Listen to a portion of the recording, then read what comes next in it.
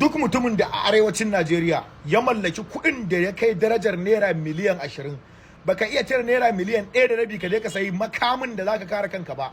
Wani katon banza uwarsa na bacci a ƙauye, shi ya zo ya ce ba za ka yi bacci ba, ya duro gidanka ya kashe ka ko ya kashe maka mata ko ya sace ka. In ka mutu ka je wa Allah cewa wai wane ne kashe ni, baka da hujja, wala kai kashe kanka, wala kai kashe kanka. Allah ya baka kuɗin da ya kai darajar naira miliyan 20, miliyan 15, miliyan 10, ba za ka iya cire naira miliyan 1.5 ka je yadda gwamnati ta bada daman ka sai bindiga ta maka lasin a koya maka ka zo ka ajiye a gidanka domin kare kanka ba, baka yi ba. Wani katon banza na gaya muku, uwarsa na ƙauye tana bacci a cikin riga, shi ya zo ya ce baka isa kai ka yi bacci a cikin gidanka ba, kuma ya kashe ka, ka je wa Allah da cewa wai an kashe ka. Wallahi baka da hujja, kai ka kashe kanka. Ka sani duk uban da yake da kuɗin da ya kai miliyan 20, 30, 50 a Najeriya, wani ƙato ya zo ya kashe ka a gida baka iya kare kanka ba, don ubanka kai ka kashe kanka. In ka je wa Allah zaka je ne a wanda ya kashe kansa, saboda cikin kuɗin da Allah ya baka ya ce ka waru wani abu ka sai abin da zaka kare kanka. Ba iya kuɗi aka baka dan shegiya ka je ka yi aure ka haifi yaya 30 yaya 50 ba makaranta baka iya controlling ɗinsu ba, su damu mutane akan titi, karshe su suke rikedewa, ka kai su almajiranci da kalmajiranci babu kula, su zama yan ta'adda ba. Kana da kuɗi ka iya gina gidan miliyan 100, miliyan 50, miliyan 200, miliyan 300, ko adda babu ta kirki a cikin gidan. In wani ya zo haka zaka kwanta kaman ka bewa ya yanka ka, ya yanka banza ya kwashi abin da zai kwasa ya tafi. Idan za mu farka mu farka.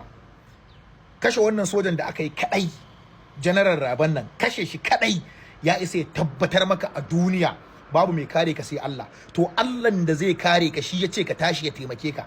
Dan kana neman kariya Allah, ba za ka je kwanta a gida akan gado kawai shebe me kana bacci ka baza ƴaƴan kai, ka je ka baje kawai akan gada kana bacci na banza da na hofi. Wani kato ya zo kana jin shi yana balla maka kofa, baka da abin da zaka leko ta hundo ka dirke shi ya balla ya shigo ya kwantar da kai ya yanka ka, kuma ka tashi a lahira ka ce wa Allah wai ai zuwa aka ya kashe ka.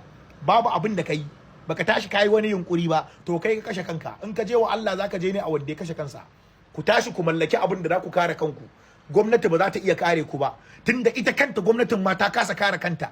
General din soja, mutumin da a lokacin Obasanjo kurtun soja aka kashe a Zaki Biyan, ya ce a je a share garin, amma yau general, mutumin da ya kai matakin major general, an kama shi da iyalansa, ya yi tsawon kwanaki ana waya da 'yan ta'adda, ana magana da su, an san inda suke, an san location ɗinsu, da waya suke magana, ba a iya karɓo sa ba. Sai kai da baka da uban kowa, ba wanda ya tsaya maka, ba a ma san kana yi ba. In za mu tashi mu kare kanmu, mu tashi mu kare kanmu. Idan muka mutu ba mu tare kanmu ba, kan mu je wa Allah da cewa wani ya kashe mu, mu sani mu muka kashe kanmu, saboda Allah ne ya ce ka tashi ka kare kanka. Agun kare kankan aka kashe ka, idan ka je lahira a matsayin shahidi za ka je. Idan agun kare kan kashe wanda ya zo kashe ka, ka kashe banza kuma ka kashe kafiri. Ya kamata jama'a ku san wannan.